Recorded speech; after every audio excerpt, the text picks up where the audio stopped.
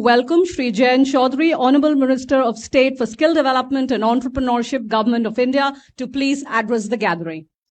दिल्ली सरकार की मुख्यमंत्री जी माननीय रेखा गुप्ता जी, डायनामिक मंत्री आशीष सूद जी, तकनीकी शिक्षा विभाग के सचिव डायरेक्टर और दिल्ली विश्वविद्यालयों के हमारे वाइस चांसलर्स, एकेडमिक दुनिया के हमारे टीचर्स, प्रोफेसर्स, स्टूडेंट्स, इंडस्ट्री से आए हमारे लोग, मेंटर्स, टाई ऑर्गेनाइजेशन जिसने आज एक संस्थागत रूप इस कार्यक्रम को देने में बड़ा योगदान दिया।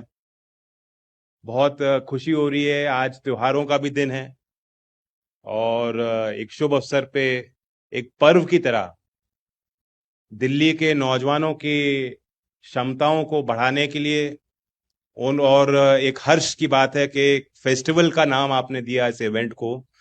ऐसा लग ही नहीं रहा कि सरकारी कार्यक्रम है। It is a program for the youth and by the youth, and it is celebrating the youth. एक टर्म है जो पॉलिसी में हम बार बार यूज करते हैं, कहीं भी ग्लोबल इवेंट में भी जाते हैं तो इंडिया के बारे में ये बात कहा जाता है कि we have a great demographic dividend. स्वाभाविक है, युवा देश है और जब यूथफुल देश है तो वर्किंग कैपेसिटी उस पॉपुलेशन की ज्यादा होती है। अभी एजिंग पॉपुलेशन कम होगी तो प्रॉब्लम सोशल सिक्योरिटी के और बेनिफिट स्ट्रक्चर्स के कम होता है, लोड कम होता है। तो इसलिए एक टर्म यूज है कि this are the best years for growth and for meeting our challenges head on. लेकिन ये डेमोग्राफिक डिविडेंड का उपयोग तब होगा जब हम नौजवानों को वो सामर्थ्य देंगे, उनके कौशल को हम पहचानेंगे। जो एक पहले अप्रोच थी शिक्षा व्यवस्था में भारत में, वो ये थी कि एक तरह से स्कूल के दरवाजे बाहर वालों के लिए बंद थे। विश्वविद्यालयों में भी ये फोकस था कि हमें सिर्फ पढ़ाई पे ध्यान देना है। पूरे एजुकेशन सिस्टम में ये थिंकिंग थी कि we have to look at the formalised education system only.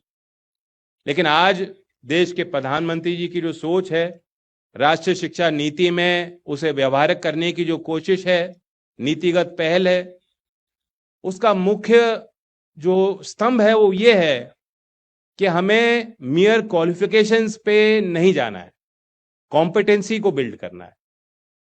Skill आधारित अवसर, जो आज पूरी दुनिया में पूरा मार्केट उसी तरफ है, इंडस्ट्री के अलाइनमेंट वही है। आज जो एम्प्लॉयर बेस है वो यही कहता है कि हमें आपकी मार्कशीट नहीं देखनी, डिग्री का सर्टिफिकेट नहीं तलाशना, हम अपने जिसको रखना चाहते हैं, रोजगार देना चाहते हैं, उसमें एम्प्लॉयबिलिटी देखना चाहते हैं। वो वर्कर रेजिलिएंट होना चाहिए, आउट ऑफ बॉक्स थिंकिंग होनी चाहिए। और वो तब संभव है अगर हम बच्चों को सिर्फ जो टेक्स्ट बुक पढ़ाई है उससे बाहर अगर हम निकाल पाएंगे, एक्सपीरियंशियल एजुकेशन की तरफ ले जा पाएंगे। और उसमें एक बड़ा पहलू है कि बच्चे चाहे वो स्कूल में हो, चाहे वो तकनीकी शिक्षा हासिल कर रहे हो, चाहे वो यूनिवर्सिटी में हायर एजुकेशन में कोई प्रोग्राम कर रहे हो, they must realise the outside environment. बंद कोकून्स में, सिक्योर कोकून्स में हम एकेडमिक जर्नी पूरी कराते हैं बच्चों की और फिर बाहर फेंक देते हैं कि जाओ अपना काम करो। बाहर की दुनिया बिल्कुल अलग है और यहां एक बिल्कुल स्टेबल सिक्योर एनवायरनमेंट में, क्लासरूम एनवायरनमेंट में अब तक हम बच्चों को पढ़ा के सोचते थे कि हमने इनको जीवन के लिए तैयार कर दिया। वो ऐसा नहीं है और ये धीमे धीमे परिवर्तन आ रहा है। इन चीजों को दिखाई देने में, असर लाने में, प्रभाव लाने में वक्त लगता है।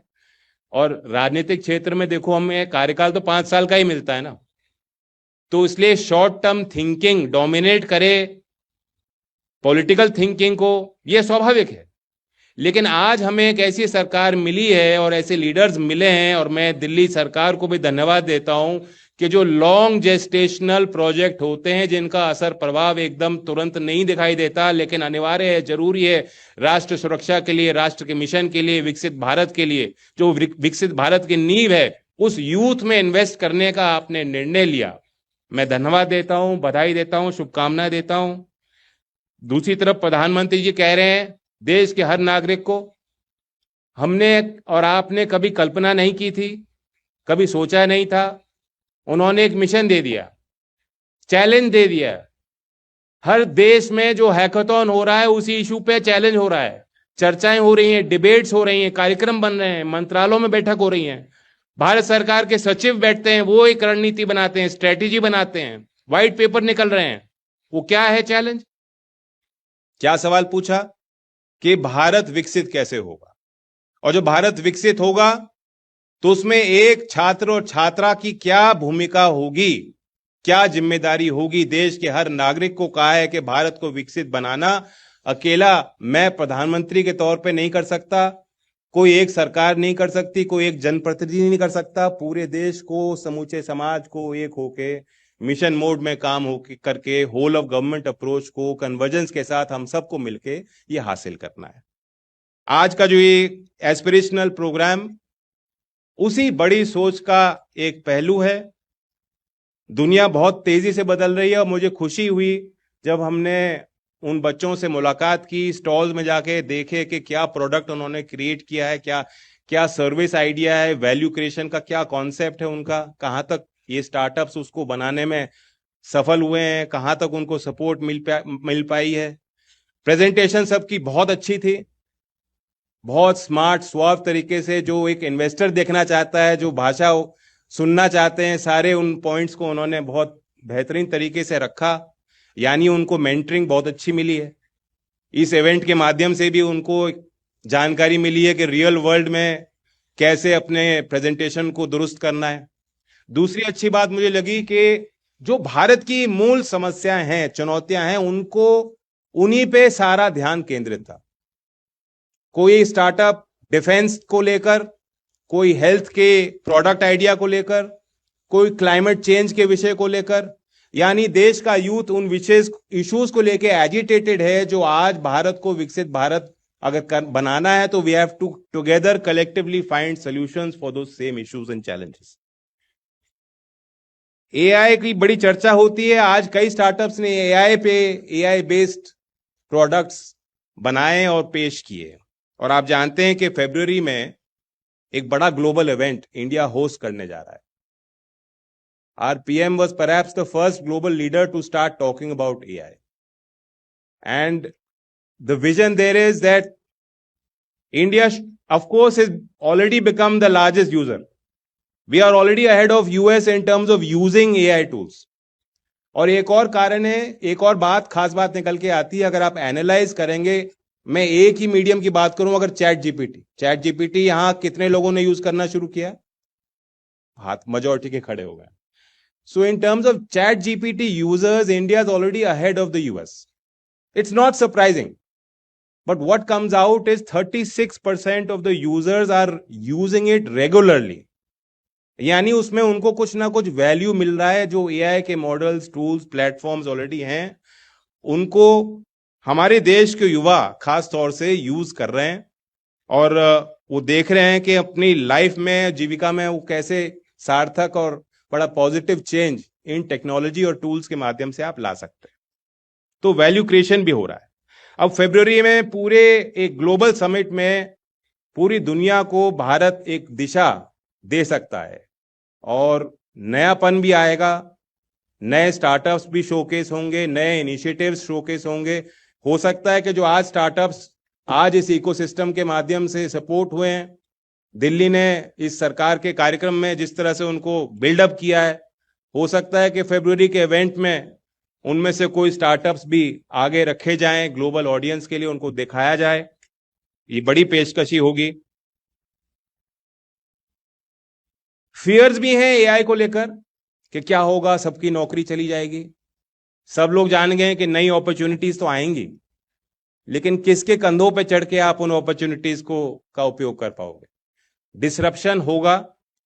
We have to face that fact. The way we live, the way we work, the way we are as citizens, the way we engage with government, with schemes, everything is about to change. लेकिन भारत के परिवेश में AI with automation हर क्षेत्र में लागू करना अभी संभव नहीं है और व्यवहारिक भी नहीं।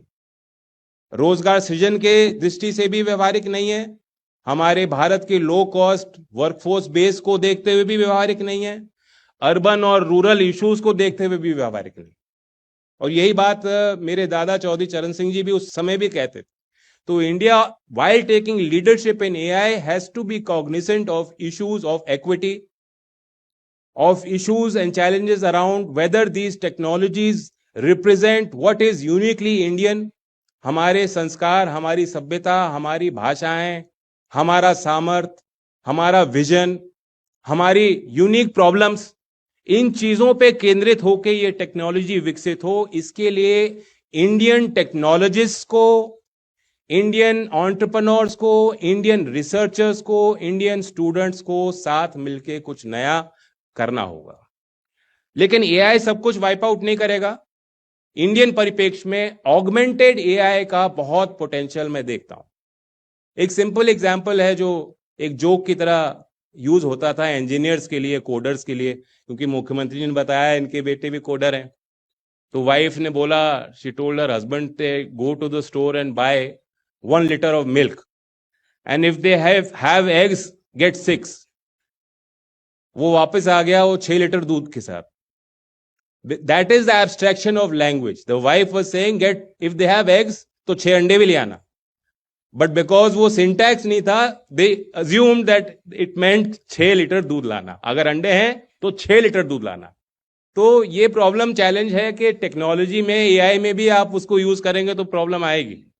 ह्यूमन प्रॉब्लम कुछ और है, ह्यूमन एक्सपीरियंस कुछ और है, ह्यूमन इंटरफेस कुछ और चाह रहा है और टेक्नोलॉजी कुछ और पेश कर रहा है। तो इसलिए भारत में टेक्निकल नॉन टेक्निकल का जो एक बैकग्राउंड में अंतर हम लोग मानते थे वो चेंज होगा। मैं मानता हूं कि एआई के माध्यम से व्हाइट कॉलर और ब्लू कॉलर में भी जो डिफरेंस है वो भी चेंज होगा। एक एंटरप्रेन्योर बनने के लिए जो भी बैरियर्स ऑफ एंट्री हैं, जो कुछ हद तक इस इवेंट से और इस कार्यक्रम से और भारत दिल्ली सरकार की स्टार्टअप नीति और भारत सरकार के प्रयासों से उस बैरियर ऑफ एंट्री को हम कम करने की कोशिश कर ही रहे हैं। लेकिन एआई और टेक्नोलॉजी के माध्यम से बहुत रैपिडली वो बैरियर्स ऑफ एंट्री समाप्त हो जाएंगे। अब कोई कारण नहीं है कि एक आईटीआई का बच्चा भी जो उसके अंदर अगर अच्छा आइडिया है, प्रॉब्लम सॉल्विंग अप्रोच है, there is nothing that stops the ITI idea to become a venture, to hit the market and to grow into a unicorn. This is what the Indian experience is telling us. No longer is enterprise creation, is value creation the sole experience of large organizations. सिर्फ टाटा बिरला ही काम करेंगे देश में सब, ये नहीं है। देश का एक्सपीरियंस ये है, जैसा आपने बताया मुख्यमंत्री जी ने, कि 2 लाख पार हो गया है स्टार्टअप्स। 2014 में सिर्फ 4 यूनिकॉर्न थे, 120 से ज्यादा यूनिकॉर्न हो गए। अब India must think beyond that, beyond just enterprise creation, how we can scale up these enterprises. 2 lakh registered startup हैं, लेकिन यूनिकॉर्न 120 ही है ना। वो जो फीडर सिस्टम है, हम ये क्या कर सकते हैं, क्या कोशिश कर सकते हैं कि जो एमएसएमईज हैं, जो नैनो एंटरप्राइजेस हैं, जो रजिस्टर्ड स्टार्टअप्स हैं, मैक्सिमम उन एंटरप्राइज का स्केल अप हो जाए, वो यूनिकॉर्न और ग्लोबल वैल्यू चेन सिस्टम में आगे बढ़ें। ये second tier approach, second tier challenges की तरफ भी हमें ध्यान देना चाहिए। और इस फेस्टिवल में जो डिजाइन किया है पूरा, आज पहला कार्यक्रम है, मुझे बड़ी खुशी हुई कि ये स्केलेबल मॉडल है। सिर्फ एक इवेंट नहीं हुआ, इसके पहले पूरा road show, workshops, mentoring, pitch programmes, interactions अलग अलग संस्थाओं में आपने किए हैं। Polytechnics, ITI, school, higher education, सबको एक इंटीग्रेटेड अप्रोच से देखा है। डिजिटल अप्रोच आपने अपनाई है ताकि एक इंफॉर्मेशन असिमेट्री किसी के पास ना हो, सबको जानकारी हो कि क्या चीजें हो रही हैं, क्या इवेंट्स हैं, कैसे एक आम व्यक्ति इसमें भाग ले सकता है, इस फेस्टिवल का हिस्सेदार बन सकता है, लाभार्थी बन सकता है। इसके लिए आपने एक ओपन अप्रोच रखी है।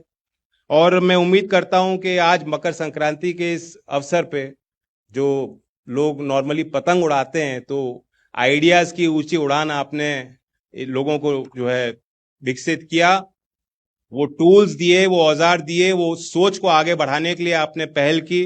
मैं फिर दिल्ली सरकार के इस इनिशिएटिव को धन्यवाद देता हूं और मैं बताना चाहता हूं कि ये जो एम्बिशन है उस एम्बिशन को हासिल करने से दूर नहीं, जो उन्होंने कहा कि can Delhi become the startup capital of India and the world, can Delhi become the innovation capital of India and the world. Already पूरे देश के लोग बेहतर शिक्षा के लिए, बेहतर अवसर के लिए दिल्ली आते हैं। और दिल्ली की खास बात यह है कि जो अपने गांव को, क्षेत्र को, शहर को, परिवार को छोड़ के बेहतर अवसर के लिए दिल्ली आता है, आती हैं, उनके आप दिल बड़ा है दिल्ली वालों का और दरवाजे खुले हैं और नवाचार को आगे बढ़ाने की नीति है। तो इस दिल्ली की इस महानता के कारण मैं मानता हूं कि ऑलरेडी जो आपने यहां पहल की, पहला ऐसा इवेंट मैंने देखा है। Other state government should follow the lead. I am going to quote this as a model of development to all state governments and I am hopeful that this shall be taken up. It's a great initiative. इन्हीं शब्दों के साथ मैं फिर बधाई देता हूं और आभार व्यक्त करता हूं कि आपने मुझे मंच दिया। धन्यवाद।